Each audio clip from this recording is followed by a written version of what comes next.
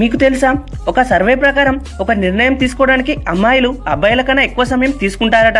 కానీ ఒక్కసారి నిర్ణయం తీసుకుంటే అమ్మాయిలు ఆ నిర్ణయానికే కట్టుబడి ఉంటారు. అలాగే 80% మంది అమ్మాయిలకి నిజం తెలిసినా కూడా కావాలని ప్రశ్నిస్తారట. కాబట్టి వాళ్ళు అడిగినప్పుడు నిజం చెప్పడమే మంచిది. ఇప్పుడు టైటానిక్ షిప్ గురించి 3 ఫ్యాక్ట్స్ తెలుసుకుందాం. ఫ్యాక్ట్ నెంబర్ 1, టైటానిక్ షిప్ తయారు చేసే సమయంలో 2 వ్యక్తులు మరణించారు మరియు ఈ షిప్ ని తయారు చేయడానికి 2 సంవత్సరాల సమయం పట్టింది. ఫ్యాక్ట్ నెంబర్ 2, 1912 ఏప్రిల్ 14న రాత్రి 11 గంటల 40 నిమిషాలకు టైటానిక్ షిప్ ఒక పెద్ద మంచుకొండని ఢీకొట్టుకుంది. ఆ తర్వాత 2.5 గంటల్లో టైటానిక్ షిప్ మునిగిపోయింది. అంటే ఈ షిప్ ఏప్రిల్ 15న మునిగిపోయింది. ఫ్యాక్ట్ నెంబర్ 3, టైటానిక్ లో 2200 మంది ప్రయాణిస్తున్నారట. వారిలో 1503 మంది చనిపోయారు. అలాగే టైటానిక్ షిప్ లో 9 కుక్కలు ఉన్నాయి, కానీ 2 మాత్రమే బ్రతికాయట. బాణం ఎక్కుపెట్టినప్పుడు ఒక కన్ను మూసి మరొక కన్నుతోనే చూస్తారు. అలా ఎందుకో తెలుసా? అయితే ఒక దృశ్యం ఎంత దూరంలో ఉంది, ఎంత ఎత్తు లావు ఉంది తెలియాలంటే తప్పకుండా 2 కళ్ళతో చూడాల్సిందే. కానీ గురి ఎక్కుపెట్టినప్పుడు మాత్రం లక్ష్యం ఎంత దూరంలో ఉన్నదో తెలిస్తే చాలు. కాబట్టి ఒక కన్నుతో చూస్తే సరిపోతుంది. 2 కళ్ళతో చూస్తే 2వ కన్ను చూసే దృష్టికోణం అడ్డం అవుతుంది.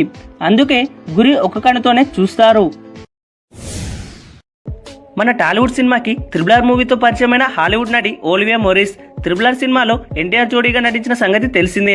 ఓలివియా మోరిస్ 29 జనవరి 1997లో లండన్లో జన్మించింది. హాలీవుడ్లో సినిమాలతో పాటు వెబ్ సిరీస్లో నటించింది. ఓలివియా లండన్లోని royal Welsh music and drama కాలేజీలో గ్రాడ్యుయేషన్ కంప్లీట్ చేసింది. అయితే ఓలివియా యాక్టింగ్తో పాటు పాటలు పాడడం, జిమ్నాస్టిక్స్, స్విమ్మింగ్, హార్స్ రైడింగ్ కూడా చేస్తుంది. వాస్తవానికి RRR మూవీలో ఎన్టీఆర్కి జోడీగా ప్రముఖ హాలీవుడ్ నటి డైసీ ఎడ్గర్ జోన్స్ని అనుకున్నారు. కానీ ఆవిడ వ్యక్తిగత కారణాలతో తప్పుకోవడంతో ఎన్టీఆర్ జోడీగా నటించే ఛాన్స్ ఓలివియాకి దక్కింది. ఈ ఫోటోలో ఉన్న అన్ని డీ లెటర్స్ లో ఒక 0 ఉంది. అది ఎక్కడ ఉందో కనిపెట్టి కామెంట్ చేయండి. Your time starts now.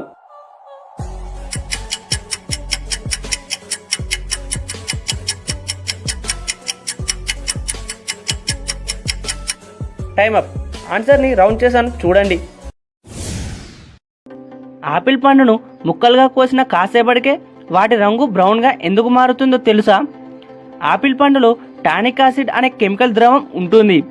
మనం ఆపిల్ పండును ముక్కలుగా కోసినప్పుడు ఆ భాగాలకు గాలి తగులుతుంది కదా, అప్పుడు వాటిలోని టానిక్ యాసిడ్కి గాలిలోని ఆక్సిజన్కి మధ్య రసాయనిక చర్య జరుగుతుంది. ఫలితంగా పాలిఫెనల్స్ అనే పదార్థం ఏర్పడుతుంది.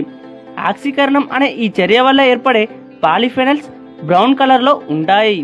అందువల్లే ఆపిల్ ముక్కలు ఈ రంగులోకి మారుతాయి. అలా రంగు మారకుండా ఉండాలంటే కోసిన భాగంపై నిమ్మరసం చల్లాలి. ఇందులో ఉండే సిట్రిక్ యాసిడ్ ఆపిల్ పండులో ఉండే టానిక్ యాసిడ్ పై పొరలాగా ఏర్పడి ఆక్సీకరణం జరగకుండా అడ్డుకుంటుంది. పోర్న్ స్టార్స్ కి ఎయిడ్స్ ఎందుకు రాదు? ఈ పోర్న్ ఇండస్ట్రీ మనం అనుకున్నట్టు ఉండదు. వీళ్ళకి కొన్ని రూల్స్ అండ్ రెగ్యులేషన్స్ ఉంటాయి. ఎవరైతే సీన్కి రెడీ అయి వెళ్తారో వాళ్ళకి ఖచ్చితంగా టెస్ట్ చేస్తారు. ఇద్దరికి షూట్ ముందు రోజే టెస్ట్ చేపిస్తారు. వీళ్ళకి ఏమైనా STD అంటే సెక్సువల్లీ ట్రాన్స్మిటెడ్ డిజీజ్ ఏమైనా ఉన్నాయా అని టెస్ట్ చేస్తారు. నెగిటివ్ వస్తేనే సీన్కి పంపిస్తారు. ఒకవేళ పాజిటివ్ వచ్చిందంటే వీళ్ళకి మళ్ళీ టెస్ట్ చేయించి కన్ఫర్మ్ అయ్యాక పోర్న్ ఇండస్ట్రీకే అల్లో చేయరు. వీళ్ళకి ప్రతి 15 రోజులకు ఒకసారి టెస్ట్ చేస్తారు. అయితే HIV అనేది HIV ఉన్న పర్సన్స్తో లైంగిక చర్య చేస్తేనే HIV వస్తుంది. అదే HIV లేని 10,000 మందితో లైంగిక చర్య చేసినా HIV అనేది రాదు. HIV ఉన్న ఒక్క పర్సన్తో చేసిన HIV అనేది ఖచ్చితంగా వస్తుంది. అందుకే పోర్న్ ఇండస్ట్రీలో HIV కేసెస్ 99% ఉండవు. ఇప్పుడు mega power star Ram Charan గురించి ఇంట్రెస్టింగ్ ఫ్యాక్ట్స్ తెలుసుకుందాం. రామ్ చరణ్ 27 మార్చ్ 1985లో జన్మించాడు. అయితే రామ్ చరణ్కి తన ఇంటర్ వరకు సినిమాలో నటించాలని ఉండేది కాదు. తను క్రికెటర్ అవుదామనుకున్నాడు. కానీ తన తండ్రి చిరంజీవి గారి కోరిక మేరకు సినిమాలోకి ఎంట్రీ ఇచ్చాడు. హృతిక్ రోషన్, కరీనా కపూర్, ప్రియాంక చోప్రా నేర్చుకుంటున్న యాక్టింగ్ స్కూల్లోనే రామ్ చరణ్ యాక్టింగ్ నేర్చుకున్నాడు. అయితే మీకు తెలుసా, రామ్ చరణ్ ఫస్ట్ మూవీని రాజమౌళితో తీయాలి అనుకున్నాడు చిరంజీవి. కానీ కొన్ని కారణాల వల్ల రాజమౌళి ఫస్ట్ మూవీ తీయలేనని, సెకండ్ మూవీ తప్పకుండా తీస్తానని చెప్పడంతో పూరి జగన్నాథ్ డైరెక్షన్లో చిరుత మూవీ తీసి హిట్ కొట్టాడు.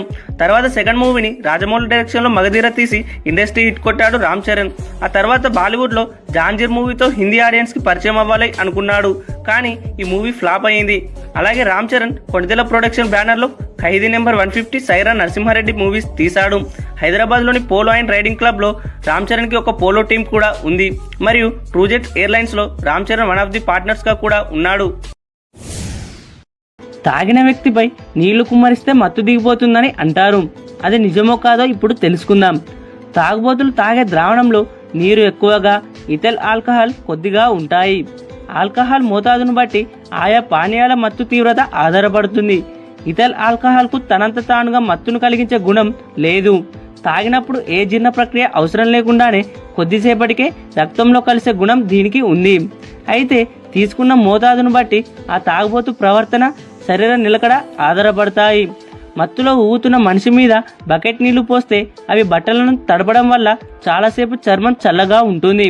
కాబట్టి కనీసం చర్మంలో ఉన్న కణాల్లోని ఆల్కహాల్ సంబంధిత రసాయనాలు బయటపడతాయి. ఒక్కసారిగా శరీర ఉపరితల ఉష్ణోగ్రత మారడం వల్ల ఆల్కహాల్ ప్రభావం తగ్గుతుంది. కాబట్టి తాగిన వ్యక్తిపై నీళ్లు కుమ్మరిస్తే మత్తు దిగుతుందని చెప్పవచ్చు. RRR సినిమాలో ఎన్టీఆర్ నడిపిన బైక్ గురించి ఇప్పుడు తెలుసుకుందాం. అసలు ఆ బైక్ ఏ కంపెనీకి చెందింది, దాని ధర ఎంత అంటూ గూగుల్లో సెర్చ్ చేస్తున్నారు కొంతమంది. అయితే ఈ సినిమాలో ఎన్టీఆర్ ఉపయోగించిన బైక్ పేరు వెలోసెట్ మోటార్ బైక్. బ్రిటన్కు చెందిన ఈ కంపెనీ హెడ్ ఆఫీస్ బర్మింగ్హామ్లో ఉంది. 1920 నుంచి 1950 వరకు ఇంటర్నేషనల్ మోటార్ రేసింగ్ విభాగంలో అగ్రస్థానంలో ఉండేది ఈ బైక్.